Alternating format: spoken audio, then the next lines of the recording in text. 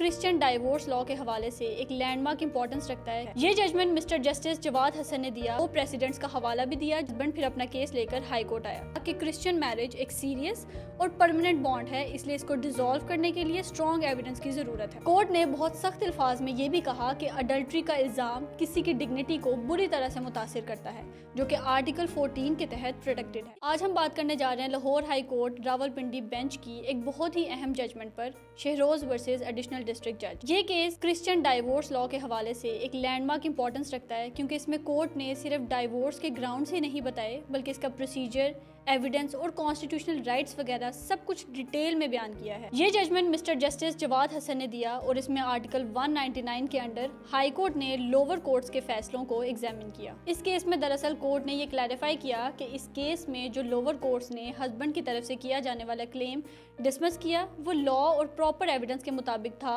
या नहीं। यहाँ जो लॉज अप्लाई होते हैं उसमें शामिल है क्रिश्चियन डाइवोर्स एक्ट 1869, कानूनी शहादत order 1984 and code of civil procedure 1908। तो बेसिकली कोर्ट ने इस केस में कहा कि सिर्फ डिसीजन देना काफी नहीं होता, बल्कि डिसीजन प्रॉपर एविडेंस और प्रोसीजर के मुताबिक भी होना चाहिए। इस केस के बैकग्राउंड से आगाज करें तो हस्बैंड और वाइफ दोनों क्रिश्चियन थे और उनकी शादी 6 जून 2022 को हुई।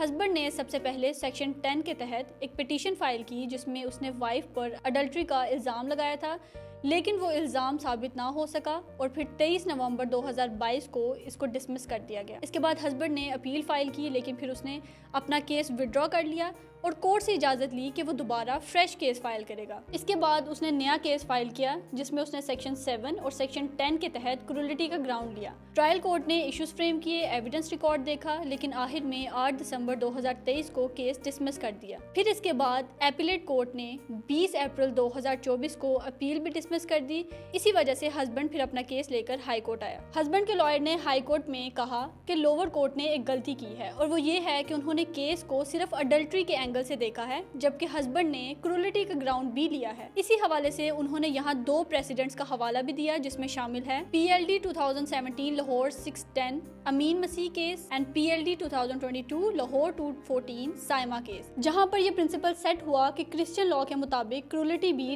क्रिश्चियन डाइवोर्स का वैलिड ग्राउंड है। इसके अलावा पिटिशनर शहरोज के वकील ने यह भी दलील पेश की कि हस्बैंड ने ओथ पर स्टेटमेंट दिया कि उसकी वाइफ का बिहेवियर इतना खराब था कि उसके साथ रहना ही नामुमकिन था, और ये बहुत ज़रूरी स्टेटमेंट थी। लेकिन जब क्रॉस एग्जामिनेशन हुई तो इस बात को चैलेंज ही नहीं किया गया, इसलिए ये बात अब लीगली एडमिशन के बराबर है। ये भी दलाइल दिए गए कि वाइफ ने खुद ये बात तस्लीम की है कि वो 2 साल से अपने शोहर से अलग रह रही थी, इसलिए डिसर्शन का ग्राउंड भी बनता है। डिसर्शन क्या है? अगर मियाँ बीवी बगैर किसी वैलिड रीजन के अलग रहें तो ये डिसर्शन होगा, जो कि डिवोर्स का एक वैलिड ग्राउंड है। अब दूसरी तरफ रिस्पोंडेंट साइड से ये आर्ग्यूमेंट्स आई। वाइफ के लॉयर ने कहा कि सबसे पहले तो हस्बैंड ने कोई भी एलिगेशन प्रूव नहीं किया, ना तो अडल्ट्री के लिए कोई डॉक्यूमेंट लाया और ना ही क्रूरलिटी के लिए कोई विटनेस लाया, इसलिए लोअर कोर्ट्स का इस केस को डिसमिस करने वाला जो डिसीजन है वो बिल्कुल ठीक है। और सबसे स्ट्रॉन्ग आर्ग्यूमेंट डिफेंस साइड से ये थी कि वाइफ अभी भी रिकंसिलिएशन के लिए तैयार है। हाई कोर्ट ने देखा कि ट्रायल कोर्ट ने सिर्फ इस बेस पर केस डिसमिस कर दिया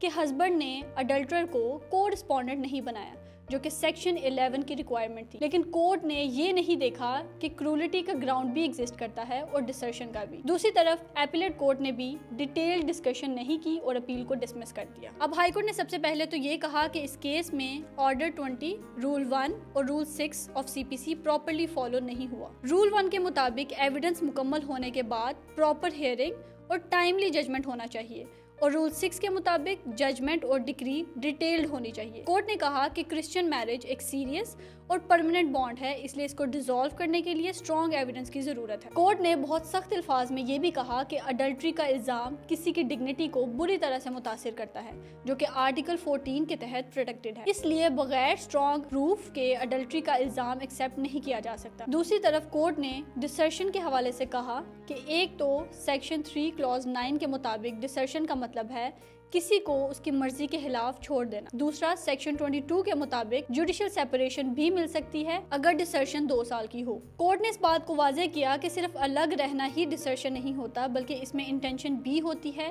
پرماننٹ ریلیشن ختم کرنے کی. اور اس کیس میں وائف نے خود ایڈمٹ کیا کہ وہ الگ رہ رہی تھی اور ریلیشن شپ ریزیوم نہیں ہوا.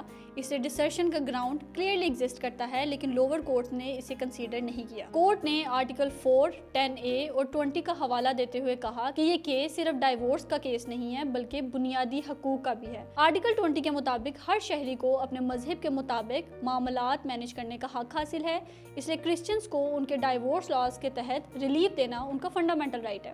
اس کے علاوہ کورٹ نے مینشن کیا کہ آرٹیکل 10A کے مطابق فیئر ٹرائل دینا بھی ضروری ہے اور آرٹیکل 4 کے مطابق ہر انسان کو لا کے مطابق ڈیل کیا جانا چاہیے. کورٹ نے ان 3 آرٹیکلز کو مینشن کیا اور واضح کیا کہ اس کیس میں یہ رائٹس وائلیٹ ہوئے ہیں. ہائی کورٹ نے کنکلوڈ کیا کہ لوور کورٹس نے ایویڈنس پراپرلی ایویلیویٹ نہیں کیے اور دوسرا کرولٹی کو بھی اگنور کیا گیا, ڈسرشن بھی کنسیڈر نہیں کی اور خاص طور پر کانسٹیٹیوشنل رائٹس کو بھی مد نظر نہیں رکھا گیا.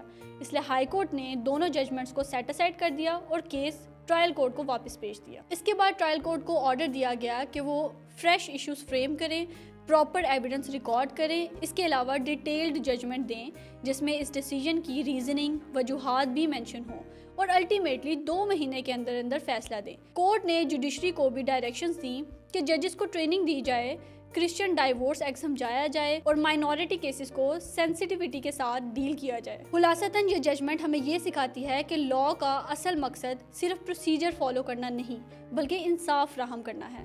اگر کورٹ صرف ٹیکنیکلٹیز پر ہی فوکس کریں اور ریئل ایشوز اگنور کر دیں تو جسٹس کمپرومائز ہو جاتا ہے. اس لیے ہائی کورٹ نے یہاں انٹروین کر کے کیس کو دوبارہ ڈیسائیڈ کرنے کا آرڈر دیا.